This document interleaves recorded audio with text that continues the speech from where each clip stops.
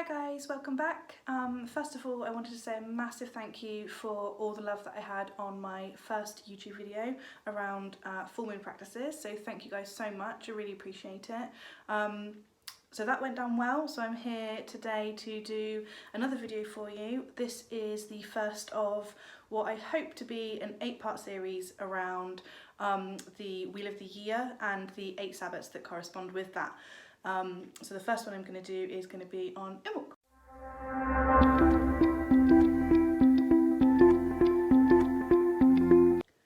So I thought I'd start by covering off sort of the origin of the festival, a little bit of history and folklore around it, and then a little bit around sort of how to celebrate it, what you can be getting up to during that sort of time, and then ending with I have a little craft tutorial for you, so stick around for that.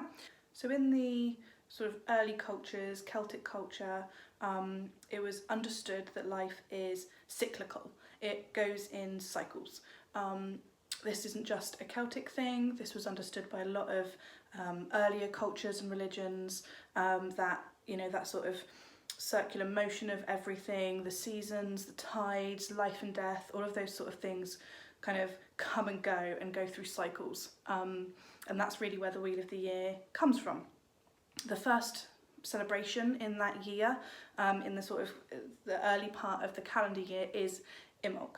Now, traditionally, this was very closely tied to the actual seasons, so it was supposedly celebrated when the first snowdrop flowers appeared or the first full moon thereafter. Now it's a little bit more specific. It is celebrated on the 1st or 2nd of February. The reason for that is it's because it is what is called a cross-quarter day. Now this means it falls directly between a solstice and an equinox. In this case being in between winter solstice and spring equinox. Now I will cover both of those off in future videos, but for today we're just going to focus on Imbolc. Now the word Imbolc comes from a Gaelic word which is Imbolc, which actually literally means in the belly. So what we're talking about here is birth and growth and rebirth, that kind of coming back to life after the darkness that was the winter months. So this is a time where we're going to start to say goodbye to the dark and the cold, and the sort of the shadow time that is the winter months, and really start looking forward to and inviting in the sunlight and the longer days and springtime.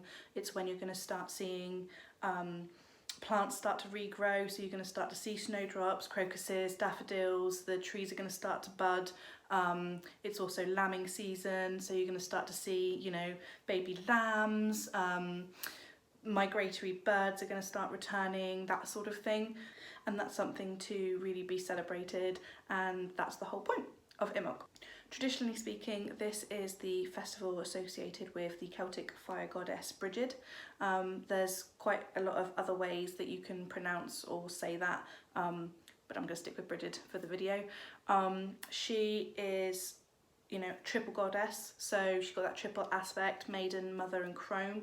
In Imbolc we've kind of gotten rid of the crone phase, she's kind of died off, and we're moving into the maiden stage, so the rebirth, that sort of young bride, sort of coming into herself woman, really sort of excited for life and new beginnings and a fresh start, all of that sort of thing.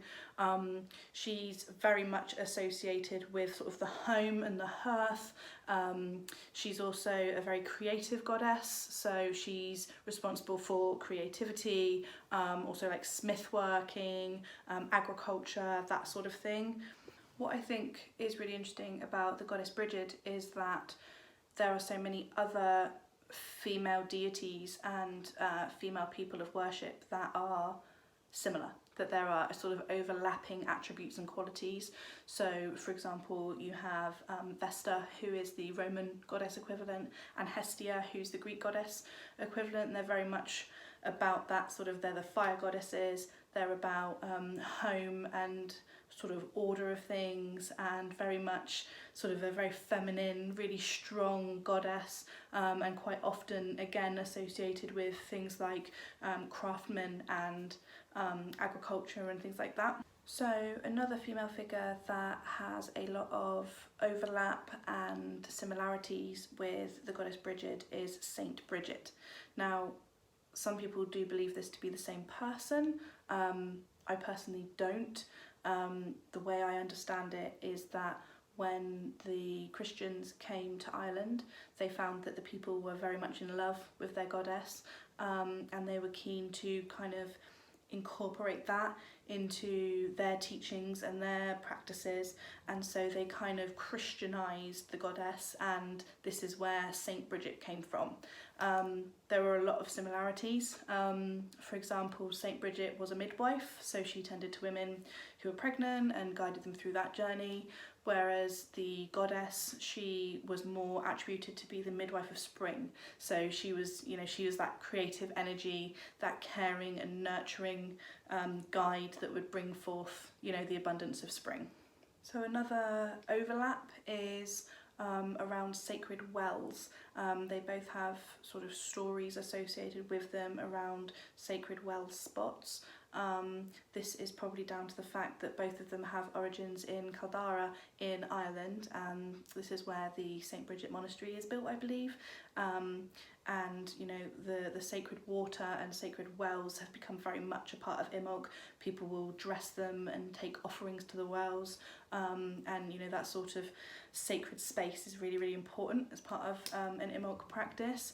The other one is around fire, so perpetual fire. So this is a continual flame that is kind of watched over by the followers of that person. So Saint Bridget had her nuns, they kept a perpetual fire in the monastery, and the goddess Brighid had her priestesses who kept a vigil and a fire going for her in a form of worship. This also corresponds with some of the stories around Hestia and Vesta, so this is very much an ongoing theme as fire, so it's a massive correspondence for the festival of Imbolc. It also lends itself nicely to the fact that Brighid is the goddess of smithing and any sort of smith crafts, which are obviously all about stoking the fire to create something. So the whole purpose around Imbolc then is similar to a new moon, really. It's about getting rid of the old and welcoming in the new. So there's kind of two aspects to it. It's that letting go and cleansing and sort of understanding what we don't want to bring into the new year, but also a focus and an intention on abundance and what we want to grow and what we want to include more of in the coming year. So this really is a time of excitement. It's the promise of life, it's hope, and it's just that excitement around the things that are to come, and about focusing on allowing the right stuff to come in so that we can really grow and be our best selves for the coming year. So activities and just ways of celebrating and honouring the Sabbath. The first one I wanted to cover off was actually poetry. Now the goddess Brighid is actually, that's another one of her associations, so she is the goddess of poetry. So I think that's a really nice, easy way to celebrate Imbolc. So that can either be just reading some, you can do it in a quiet space on your own, you can share that with friends or family members, especially if you have little ones. It might be a really nice way to do it, but also writing your own. If you're a bit of a wordsmith, it might be nice to sort of perhaps even focus on the sort of coming of spring as a content for the poetry, and just really enjoy the writing process, and with the intention of giving thanks to the goddess and the coming of spring. Another really easy way that you can celebrate that Sabbath is just by wearing corresponding colours. This is quite a simple one. I find colour therapy is actually quite effective. Certain colours will make me feel a certain way, and the same can be said for the colours of each Sabbath. So Imbolc kind of has a double aspect here, because you've not only got the the sort of purity of the sort of rebirth, so you've got all your pastel colours, so your pale yellow, pale purple, pale blue, even a bit of pale pink, and also white for purity. you've got those sort of light colours. You've also got the colours that are more associated with nature, so your greens and your browns, and then you've also got the colours that correspond with the goddess Brighid. So you're looking at fire colours, so you're looking at orange, red, yellow, however you choose to view the Sabbat. You might want to use colours that correspond with that. So another way you might want to celebrate is by making a Brighid doll.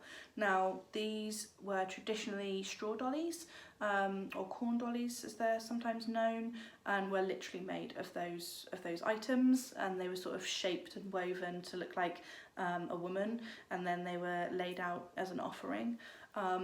But really, in this day and age, you can kind of take that whatever way you want. If you like to carve, you can use woodwork. If you like to sew, you can create one from fabrics. I think the really important thing about it is the intention that's there, is that, you know, you're honouring the goddess as part of that practice. Once she is made, she can then sit by your hearth, you know, to sort of help welcome in spring, or you can place her on your altar, something like that. You could offer her to friends and family to kind of wish them good fortune and good luck for the new year. Another way you can celebrate Imbolc is by spring cleaning. Now, it is commonly accepted that this is where the whole concept of spring cleaning came from, that Imbolc was, you know, where that originated. So I did touch on this quite a bit in my full moon video that I did, but just as a little recap, you can cleanse your space in whatever way feels good to you. So you can use sound, you can use your bells, your drums, your singing bowls, just music in general, just to, you know, wake up the energies and move them around and cleanse that space. You can use sage and incense and other fragrances and things like that to clear the energies out in that space, or you can just declutter and, you know, clean and, you know, make the space tidy again, get rid of anything that you no longer need, no longer want, no longer serving you, just so that you're prepared and ready to welcome in the abundance of the new year. You could also spend some time in nature. Now, this could be as simple as just going for a walk. It would be particularly good to try and find somewhere where there's a spring or a well, seeing as there's associations with the goddess on that one. You could also go on a little bit of a treasure hunt for any sort of new blossoming fauna. So you could look for snowdrops and crocus and tree buds, or, you know, wildlife, things like that. Especially if you've got children, that would be a really nice little adventure to go on. Even just being outside on your own. You could also use this time for meditation. Now, that can be done either out in nature when you're, you know, out walking on your own. You know, the fresh air is really good. Actually, even if it's a really windy day, that's probably quite helpful because it blows away all the cobwebs. It can be done, you know, just the traditional way, so sat down or laying down and just, you know, really clearing your mind, focusing on what you want to achieve in the new year. It could be having a nice relaxing bath with corresponding oils or incenses or herbs, you know, that correspond with the festival. So a fun bit of folklore I came across while I was double checking some of my information around Imbolc was about the divine hag Kaliak, apologies if I'm saying that wrong, also known as Bera, the Queen of Winter. Now, supposedly on Imbolc, if the weather is fine, she will come forth and collect firewood to extend winter, and, you know, make it sort of drag out a bit longer. So actually, pleasant weather on Imbolc is seen as a bad thing, and it's preferred that we have poor weather so that she can't come out and she can't do that, which means winter's going to be nearly over. So I thought that was quite a fun little bit of information to add into my video. There's also a focus on growing things around this time of year, so planting seeds is a great way to celebrate Imbolc. This can be flower seeds, it can be herbs, and it can be, you know, edibles, so there's loads of different things that you can do.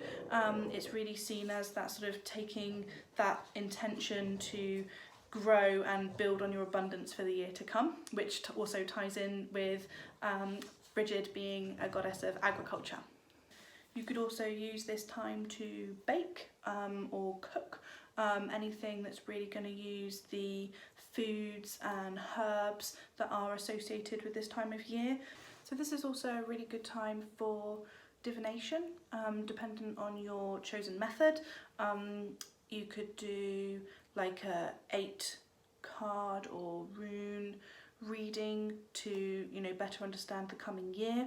Obviously this can be done on each Sabbath, so it can be kind of like a rolling reading, which is quite nice just to sort of reflect upon each turn of the wheel. You could also do something more around what you need to let go of. Now this might be something you already know and you just need a bit of a kick from your guides, or it could be something that's completely unknown to you, and this is a good opportunity to uncover that and give you a bit of focus on what you need to work on, what you need to grow in the coming year.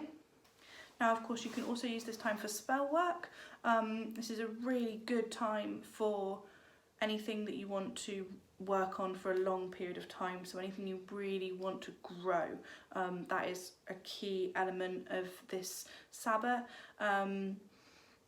It is commonly suggested that this is a really good time for love spells. You've got quite a lot of correspondences here, so you've got the goddess in her maiden phase, so you know that's very much associated with like bride and sometimes virgin, and that sort of excited for youth and life and all of those sorts of things. So it is quite common to see love spells encouraged at this time. Now I have touched on this in a previous video. I'm normally quite cautious around those. I will be doing a separate video around love spells and just, you know, some of the holes you can fall into there, but I would say if that's something that you're planning on, just exercise caution and follow the threefold rule.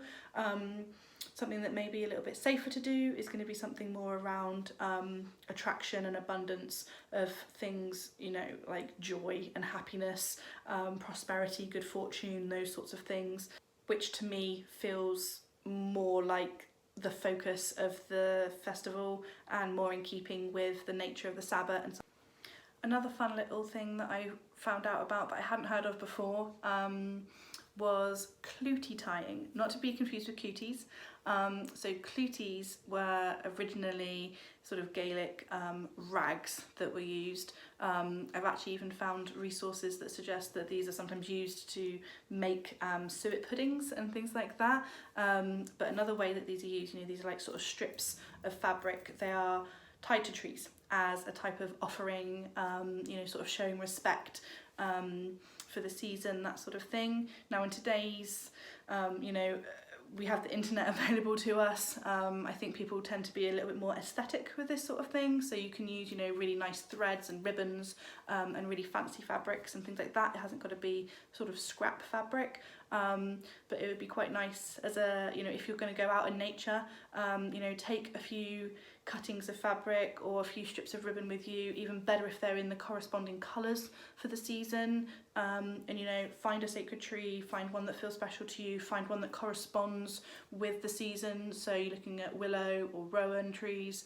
and just tie some ribbons to them, give thanks to the goddess, and you know, welcome spring in with your own sort of thoughts and prayers. So lastly on my list of things you might like to do on Imbolc is make a Brighid Cross. Now this is a unusual one. I think in my research it looks to me like the cross was actually something that was very heavily incorporated later on when the goddess was Christianized into Saint Bridget. Now the earlier crosses tended to be more like triangles, so that was very much sort of three-sided, so again the triple aspect, nothing made in chrome,